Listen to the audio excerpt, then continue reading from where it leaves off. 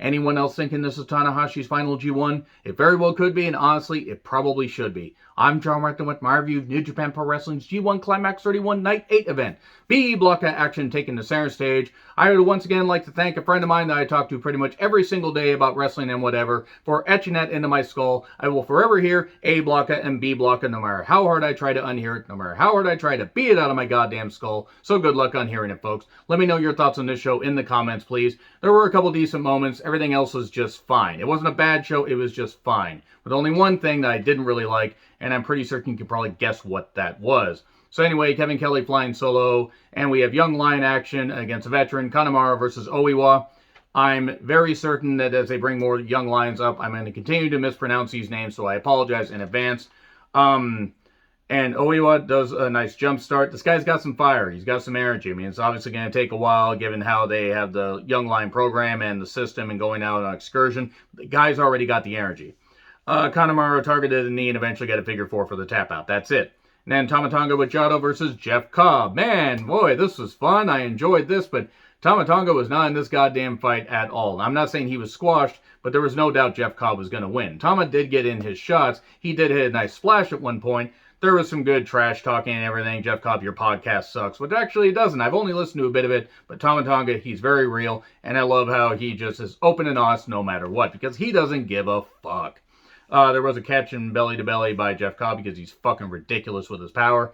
There was a nice DVD by Tama Tonga, so that was some good stuff. But eventually, Tour of the Islands, 1, 2, 3, Jeff Cobb picking up 2 more points. And I will have a point total rundown at the end of this review. And the same with every single review until pretty much we get to the A block finals and the B block finals. A blocka, B blocka, because God damn it, I just can't get it out of my skull, folks. And then obviously the finals, what's the point of doing a point total? Because we already knew who won.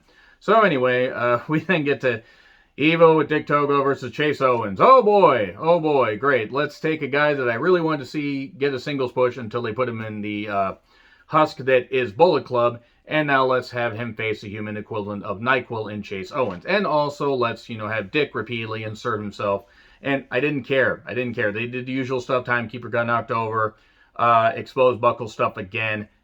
It was fine. It was fine as far as action once they were doing, less shenanigan bullshit, but I didn't care because I don't care about any of this Bullet Club stuff. I don't care about Evil's House of Torture. If other people do, that's fine. I don't. I'm sick of the faction warfare. I understand the New Japan does the faction stuff and they do it better than other companies, but god damn it, it's just when you have the samey shit, pandemic or no pandemic, they've been hitting a wall creatively for a while and they gotta stop with this shit. Dick's choke gets stopped, then he gets Dick down, but eventually everything is Evil 1, 2, 3. There you go. Evil wins. Okay, Chase remains winless. That's at least one positive. So anyway, Taichi with Miho takes on Yoshihashi. Taichi attacked early with cable choking, and then stands on the never openweight 6-man championship. Which is fair, because that's pretty much all that Yoshihashi's been doing, is standing on that thing. I don't mind Yoshihashi as a wrestler. I find him boring. Also, I don't think the 6-man championships is necessary anymore. It's hard to say because there's some good action, and I get that it gets titles on people, and there's a little bit of lineage, and they had it for when they did cross-promotion stuff with other companies. It doesn't work for me. But anyway, there were chops and strikes and heavy leg kicks by Taichi. I did like how they stayed outside the ring earlier for about 5 years and didn't get counted out because kind of reminds me of the Jesse Ventura, Tony Schiavone thing at SummerSlam 99. He hit him with a chair, but it's outside the ring. So what? It's like, so what? What you going to tell me next, Schiavone? You can shoot somebody as long as they're outside the ring, and I don't know why that line is forever etched in my head. We get a stretch into the roast, butterfly lock, and then we get kicks and a destroyer, and then suddenly Karma, 1, 2, 3. Yoshihashi gains his first 2 points. Well, I guess we can't have everything in the G1. I know it sounds like I hate Yoshihashi. I don't. Again, I just find him bored. But you know what? I mean, he got a couple points. Couldn't he have beaten Evil? Couldn't he have just beaten Evil? Honestly, that would have been better. It would at least knocked Evil down a peg. Not that he could be knocked down any lower than being in the hollowed out husk that is Bullet Club. Now we get to Goto versus Kazuchika Okada. Chaos explodes. Okada is what I realized I said. Okada is what I meant. Okada is here to save the day, as he always does. Put your faith in Okada, and usually he will at least try to right the ship. So anyway, good as expected. Goto did grind him down. I couldn't tell who was trying to be more of the heel here. They kept the pace up. There was a nice, catch into a knee. Okada, very good. Obviously, he's so smooth. He could coast and still make it look good. Goto is a fucking workhorse. He is really good as well. There was some more move trading, some really good stuff. Rainmaker got countered into a trap pin by Goto, only for a 2 count. Reverse GTR. And, oh no, it looked like Goto might get the victory. Nope. We get that weird trap pin, roll up, 1, 2, 3. And suddenly Okada gets the victory. Okay, cool. All right. Roll up out of nowhere.